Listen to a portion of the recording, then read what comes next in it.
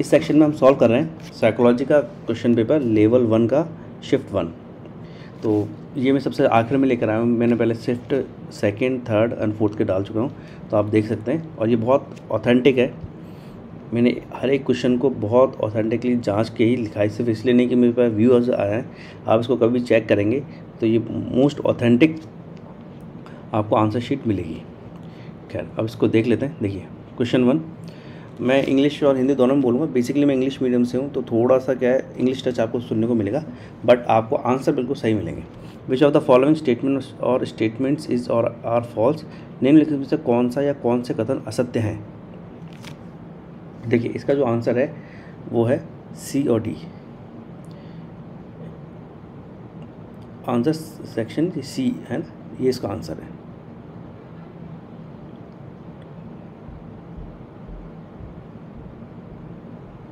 D है वो development is a sequential process, बिल्कुल सही बात है। Any problem in one aspect of development is likely to affect the other, ये भी बिल्कुल ठीक है। The child develops as a unified whole, ये भी ठीक है, लेकिन ये यहाँ पर कहीं आंसर मैच नहीं करता, तो इसका आंसर है फर्स्ट का सी। ठीक है। Question 2, dash occurs when there are orderly progressive changes in human being due to maturation and experience. Dash तब होता है या होती है जब परिपक्वता और अनुभव के कारण मनुष्य में क्रमबद्ध प्रगतिशील परिवर्तन होते हैं, तो ये विकास है। ग्रोथ में सिर्फ मैच्योरेशन रहती है, एक्सपीरियंस का कोई रोल नहीं होता। परिपक्वता का ही रोल होता है। अगर हम वृद्धि की बात करें तो उसमें सिर्फ मैच्योरेशन का रोल होता है, एक्सपीरियंस नहीं होता। ये डेवलपमेंट है, जहाँ भी एक्सपीरियंस होगा वहाँ डेवलपमेंट या विकास होगा, तो इसका सेकंड का आंसर है बी, विकास। Which of the following is not a characteristic of early childhood, निम्नलिखित से कौन सी बचपन की विशेषता नहीं है, तो इसका answer A, pre young as या प्राक टोली आयु। ये प्याजे में थी। एडोलेसेंस से पहले 7 साल की उम्र के आसपास शुरू होता है। अर्ली चाइल्डहुड उससे थोड़ा पुराना होता है, 2 से 7 साल की उम्र में ज़्यादा अर्ली चाइल्डहुड माना जाता है। ये अर्ली एडोलेसेंट एज होती है, pre young age. Question 4, the nature and nurture debates refers to, प्रकृति या पोषण विवाद निम्नलिखित में से किससे संबंधित है, इसका आंसर है 4A, जेनेटिक एंड एनवायरनमेंट, यानी अनुवांशिकी एवं वातावरण। Question 5, IQ of A talented child is 130 and above, वैसे 135 रहता है, तो टैलेंटेड चाइल्ड का 130 एंड अबव हम मान सकते हैं। इसको आंसर यहाँ पर ज़्यादा अप्रोप्रिएट 130 है। Question 6, school should cater for individual differences to, स्कूलों को व्यक्तिगत भिन्नताओं का ध्यान रखना चाहिए क्योंकि। क्वेश्चन 6 का आंसर है D, understand why students are able और अनेबल टू लर्न, यानी ये समझने के लिए कि छात्र सीखने में समर्थ या असमर्थ क्यों है। बेसिकली स्कूल्स का काम ही यही है हमारे। लेकिन इंडिया में क्या है, कई स्कूल्स इसलिए इन्वॉल्व है कि वो बस बच्चे आ जाए और पैसे ले लें। बाकी स्कूल्स का जो पर्पज़ है वो ये है कि ये देखा जाए कि छात्र जो समझने या ना समझने में या कुछ सीखने में क्यों असमर्थ है। A child of 16 years age score 75 in IQ test, his mental age will be dash years. 16 वर्ष आयु का बच्चा बुद्धि लब्धि परीक्षण में 75 अंक प्राप्त करता है, उसकी मानसिक आयु डैश वर्ष होगी। इसका सही आंसर है डी, 12। इसको आप सॉल्व करेंगे तो हो जाएगी। Each person work is a reflection of certain abilities in performing any particular task, a person select some of his mental abilities as a model, this principle was given by. ये basically principle Guilford का था। Gilford ने ये कहा था कि इतना detail statement तो खैर नहीं है गिलफर्ड ने ये कहा था कि हम जब भी कोई काम करते हैं वो हमारे मेंटल एबिलिटीज़ पे अंडरलाइन जो मेंटल एबिलिटीज़ होती है, यानी जो मेंटल एबिलिटीज़ होती है हमारी किसी भी काम करने के लिए ज़रूरी है, उस पर डिपेंड करता है। तो ये कुछ जो स्टेटमेंट है गिलफर्ड के स्टेटमेंट से सबसे ज़्यादा मैच करता है। थर्स्टन इसमें दूसरा, इसमें जो थोड़ा कन्फ्यूजन गिलफर्ड और थर्स्टन में ही है, तो मैक्सिमम जो स्टेटमेंट मैचिंग है वो गिलफर्ड से है, तो इसका आंसर मेरे हिसाब से सी ही है और सी ही होना चाहिए। विच of the following is a projective technique of personality measurement, और थर्स्टन क्यों नहीं हुआ, सॉरी मैं इसको बता दूं, थर्स्टन इसलिए नहीं हुआ क्योंकि इसमें प्राइमरी मेंटल एबिलिटीज़ की बात करी थी और थर्स्टन ने एक ही मेंटल एबिलिटी दी थी, लेकिन गिलफर्ड ने कई एबिलिटीज़ के को इंक्लूड करा था। उसने कहा था योग्यताएं की बात करता है गिलफर्ड जो थर्स्टन बात करता है वो सिर्फ योग्यता की बात करता है, कोई एक योग्यता आप में होगी। Which of the following is projective technique of operant personality measurement, निम्न में से कौन सी व्यक्तित्व मापन की प्रक्षेपी विधि है। 9 का D answer, thematic apperception test, यानी कथानक संप्रत्यक्षण परीक्षण। Question 10, creativity is usually associated with, सृजनात्मकता मुख्यतः किससे संबंधित है? आंसर डी, डाइवर्जेंट थिंकिंग या अपसारी चिंतन। विच of the following conditions promote adjustment, निम्नलिखित में से कौन सी स्थिति समायोजन को बढ़ावा देती है? देखिए ये इसमें क्या समायोजन का, आप दूसरे साथ कब एडजस्ट करोगे? जब आपको कोई चिंता या भय नहीं होगा। तो इसका आंसर है D, free from neurotic fears and anxiety, विक्षिप्त भय और चिंता से मुक्ति। Science of gifted children are, है ना, प्रतिभाशाली बालक के लक्षण क्या हैं? देखिए नोवेल्टी इन एक्सप्रेशन, अभिव्यक्ति में नव्यता, बिल्कुल ठीक। क्यूरियोसिटी, जिज्ञासा, बिल्कुल ठीक। टॉकेटिवनेस, वार्तालाप प्रियता, ये जरूरी नहीं है। हाइपर एक्टिवनेस, अति सक्रियता, ये attention deficit hyper active disorder होता है, बल्कि ये गिफ्टेड चाइल्ड का नहीं, बल्कि लो गिफ्टेड चाइल्ड, बल्कि एक प्रॉब्लम अटेंशन डेफिसिट की तरफ इशारा करती है। तो थर्ड और फोर्थ नहीं है, फर्स्ट एंड सेकंड है। तो ये किस में मैच कर रहा है? देख लीजिए बी। तो 12 का बी आंसर है, 12 का first and second, B answer है। तो फर्स्ट एंड सेकंड जो ऑप्शन है वो ठीक है। Who give the formula IQ written below? Intelligent quotient is equal to mental age divided by chronicle age into 100। तो इसका आंसर है ये विलियम स्टर्न ने दिया था। IQ का कंसेप्ट बैनेट ने दिया था, लेकिन ये बुद्धि लब्धि का जो फॉर्मूला है, पूरा फॉर्मूला था वो विलियम स्टर्न का था। तो क्वेश्चन 13 का आंसर ए, विलियम स्टर्न। और ये आप यहाँ वाला ये क्वेश्चन इस फॉर्मूले में रख के सॉल्व कर सकते हैं। वैसे कर लिया होगा आपने, मुझे यकीन है। Question 14. Ravi's intelligence test indicate that he is in category average to above average of intelligence.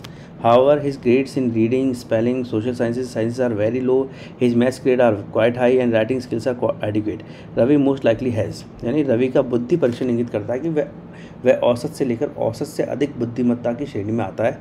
हालांकि पढ़ने, वर्तनी, सामाजिक विज्ञान, विज्ञान में उसके ग्रेड बहुत कम है।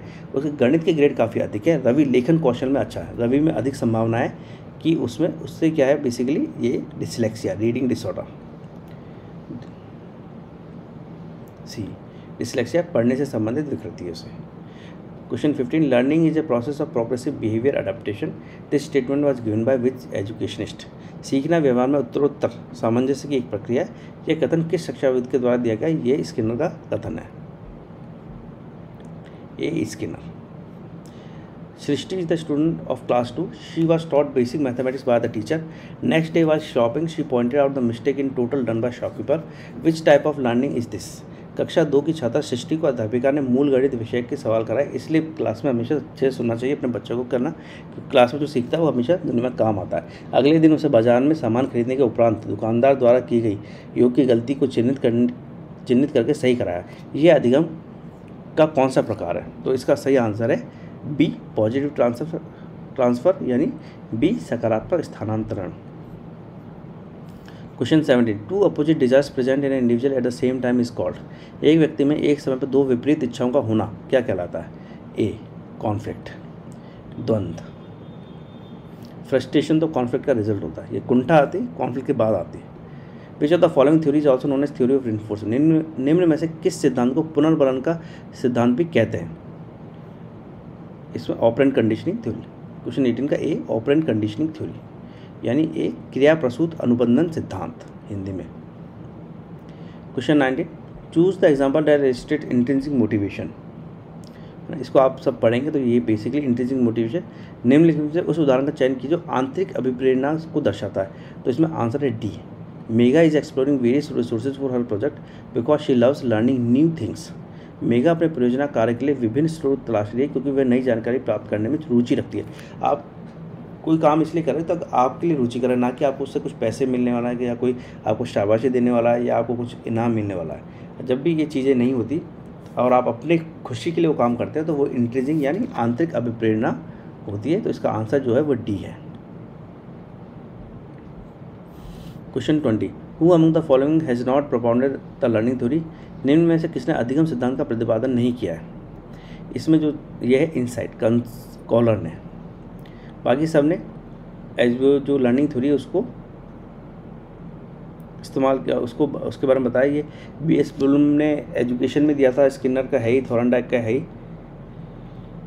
लॉ इफेक्ट जो थॉर्नडाइक ने दिया। तो इसका जो ज़्यादा मतलब क्लोज लग रहा है वो कॉलर है। Question 21. Repeatedly asking children to engage in learning activities either to avoid punishment और to gain a reward will बार बार बच्चों को सजा से बचने और इनाम पाने के लिए सीखने की गतिविधियों में संलग्न होने के लिए कहना क्या दर्शाता है? क्वेश्चन 21 का आंसर है D, decrease children's natural interest and curiosity involve in learning. बच्चों की प्राकृतिक रुचि और सीखने में शामिल होने की जिज्ञासा को कम करता है। ये एक साइकोलॉजी का कंसेप्ट है और काफ़ी प्रूवन कंसेप्ट है कि आप अगर बच्चों को कुछ सिखाते हो और उसके बदले उसको बार बार कुछ इनाम देते हो तो अल्टीमेटली वो इनाम के लिए काम करता है, सीखने में उसकी जिज्ञासा या सीखने में उसका इंटरेस्ट कम हो जाता है। तो इसका आंसर है 21 का D. According to RT act 2009, working hours per week for teachers are, RT अधिनियम 2009 के अनुसार शिक्षकों के लिए प्रति सप्ताह काम के निर्धारित घंटे हैं। आंसर है सी 45 आवर्स, 45 घंटे। Which among the following is different from the characteristics of question 23? Which among the following is different from the characteristics of a good test? निम्न में से कौन सा एक उत्तम परीक्षण की विशेषताओं से भिन्न है? तो ये है एप्टीट्यूड। ये टेस्ट की ये अभिक्षमता जो होती है टेस्ट की नहीं, पर्सन जो आदमी है उसकी कैरेक्टरिस्टिक होती है, विशेषता होती है, ना कि टेस्ट की। टेस्ट में रिलायबिलिटी, वैलिडिटी, ऑब्जेक्टिविटी यानी विश्वसनीयता, वैधता, वस्तुनिष्ठता होती है। Question, which of the following is most important learn centred curriculum? Learner centred curriculum शिक्षार्थी केंद्रित पाठ्यक्रम में निम्नलिखित में से कौन से सबसे महत्वपूर्ण है? इसमें क्वेश्चन में ही आंसर दिया हुआ है, इसका आंसर है बी, चाइल्ड। शिक्षार्थी केंद्रित है, इसका मतलब बच्चे से केंद्रित है, तो 6 का बी, बच्चा। Question 25, reflective teacher creates a classroom situation for students to. एक चिंतनशील शिक्षक कक्ष में ऐसी परिस्थिति उत्पन्न करता है कि छात्र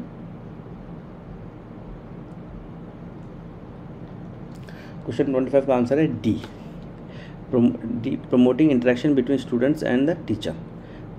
डी, छात्रों और शिक्षकों में पारस्परिक अंतःक्रिया को प्रोत्साहन मिले। हमेशा एक टीचर क्या करता है, इंटरेक्शन को बढ़ावा देता है ताकि बच्चे आसानी से सवाल जवाब कर सकें, लड़े नहीं, सवाल जवाब कर सकें। एक्शन रिसर्च मीन्स क्वेश्चन 26, क्रियात्मक अनुसंधान का अर्थ है, ये एक्सपेरिमेंटल साइकोलॉजी का पार्ट है बेसिकली। हो सकता है कि थोड़ा सा डिफिकल्ट रहा हो आपके लिए।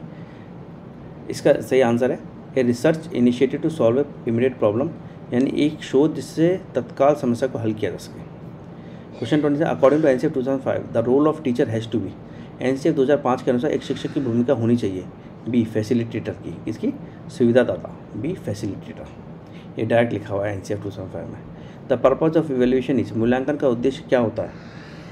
आंसर है D, to provide feedback on the extent to which we have been successful in imparting education for a productive life, यानी मूल्यांकन का उद्देश्य क्या होता है? उस सीमा तक प्रतिपुष्टि प्रदान करना जहाँ तक हम उत्पादनशील जीवन के लिए शिक्षा प्रदान करने में सफल रहे हैं। तो क्वेश्चन 28 का आंसर है डी। क्वेश्चन 29, इसमें बेसिकली हिंदी से आप इसको ज़्यादा आसानी से सॉल्व कर सकते हैं इंग्लिश की जगह। देखिए ऐसे, समीप और दूराभिमुख दिशा किधर है? इंग्लिश वालों के लिए भी खैर ईजी है, लेकिन जो पहले दो ऑप्शन है वो हिंदी वालों के लिए ईजी है। तो समीप दूराभिमुख अगर हम देखें तो शरीर के केंद्र से बाहर की ओर है। सिर्फ पदाभिमुख क्लियरली बताया, 2 का ए है, सेकंड का ए हो गया, 1 का डी हो गया। इसी से वैसे हो जाएगा कि ये ए आंसर है इसका, ठीक है। और अगर आप थोड़ा इंग्लिश में जानते हैं तो inter individual differences, intra individual differences, तो 4 का सी हो जाएगा, क्योंकि इंट्रा का मतलब था खुद ही वही व्यक्ति, और इंटर इंडिविजुअल का था दो या दो से अधिक व्यक्ति के बीच का। तो डिफरेंट चिल्ड्रन डेवलप, तो थर्ड का बी है और 4 का सी है। तो थर्ड का बी है, 4 का सी है, तो इसका आंसर ए। क्वेश्चन 29 का जो ऑप्शन का आंसर है ए। तो इस तरीके से भी क्वेश्चंस सॉल्व किए जा सकते हैं। Development proceeds from, Vikas dash से डैश की ओर बढ़ता है, इसका आंसर है ए, जनरल टू स्पेसिफिक, यानी सामान्य से विशिष्ट। ये इस तरह से समझ लीजिए, हमें बस 10वीं क्लास तक सब कुछ पढ़ाया जाता है, फिर 11वीं से 12वीं में आप लेते हैं साइंस, मैथ लेंगे या साइंस लेंगे, फिर उसको ऊपर चले जाते हैं तो और स्पेसिफिक हो जाते हैं कि आप बायोलॉजी में डॉक्टर ही बनेंगे कि बायोलॉजिस्ट बनेंगे, कुछ और बनेंगे। तो हमारा जो डेवलपमेंट होता है बेसिकली जनरल से स्पेसिफिक की तरफ ही होता है। उसके साथ ही कंप्लीट है।